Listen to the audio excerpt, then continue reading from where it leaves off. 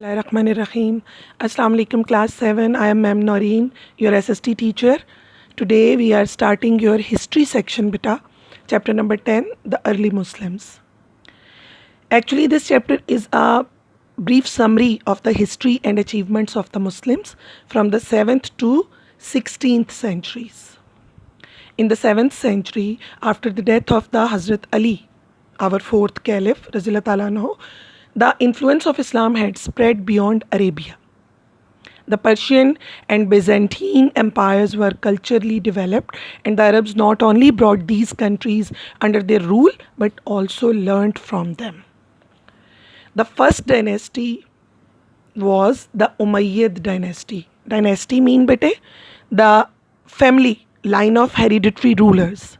The Umayyad dynasty came to power in 661 and the founder was Muawiyah ibn Abu Sufyan. He was the governor of Syria.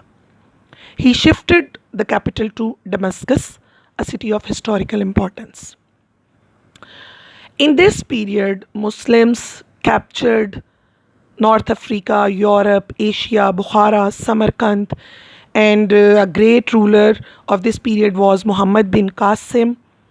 He invaded Sindh and captured lands up to Multan. There was greater activity on sea than on land, and the credit goes to Muawiyah for building up Muslim naval power, Muslim sea force. The Muslims captured Spain and France in this period. They made Cordoba their capital and made it one of the finest cities in the world. Education, sciences, medicine, art, and culture flourished in Muslim Spain.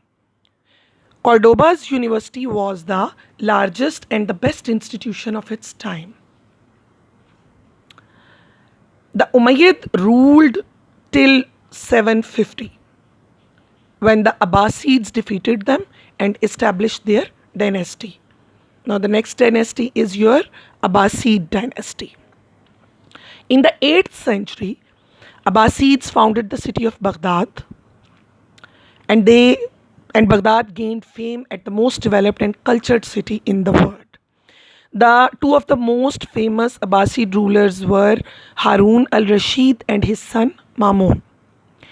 In Islamic history, this period, Abbasid period, is known as the age of wealth and culture. Learning and education in all fields were encouraged. Greek and Latin works were translated and medical schools were set up. Mamun established the Baitul Hikmah, House of Wisdom in Baghdad. The most important contribution by Arabs was in the field of mathematics. You can see in this picture modern numerals, Roman numerals, Arabic numerals. The Abbasid dynasty came to an end with the fall of Baghdad in 1258 at the hands of the Mongol warlord Halaku Khan. Now the next dynasty is Crusades. From the 11th to 13th century, the Muslim world was invaded by the European Crusaders. Now what is the meaning of European Crusaders? Crusaders mean Christian fighters. And crusade mean the symbol of Christianity, cross. The symbol of cross. Now this dynasty was ended by the one of our Ayyubid leaders, Salahuddin Ayyubi. He ruled over Syria and Egypt and recaptured Jerusalem from the Crusaders in 1188. His humane treatment, his kindness and generosity were legendary. He even sent his doctors to treat his enemy. He set up schools, colleges and hospitals, and he is remembered as a hero of his time. Come to the next page, beta. Look at this picture. This is Muslim inventions and their contributions.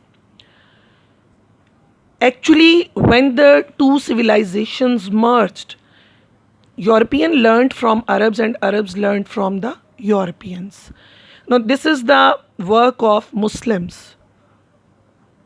You can see Arabic numbers, fine steel for weapons, silk, cotton, food, playing cards, violin, chess, glass mirrors. All these encouraged and trade between the East and West.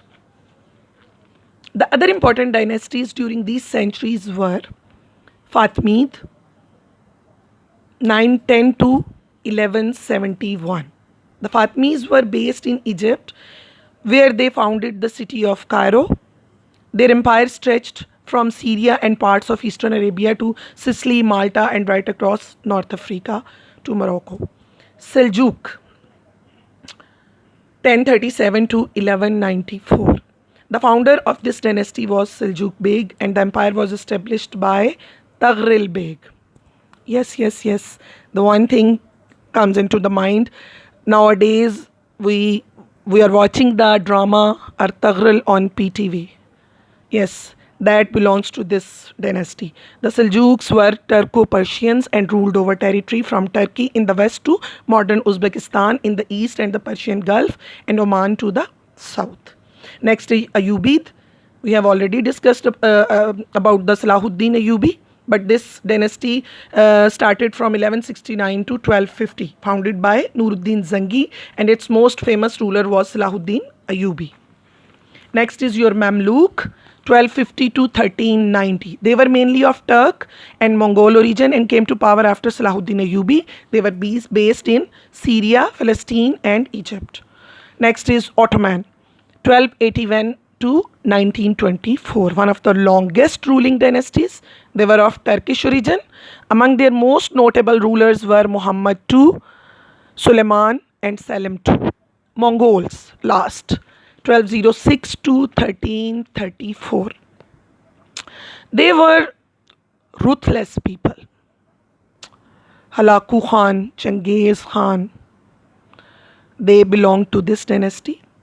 They were originally nature worshippers, but they tolerated other faiths. They converted to Islam in the 13th and 14th centuries, first under Ghazan and then Timur.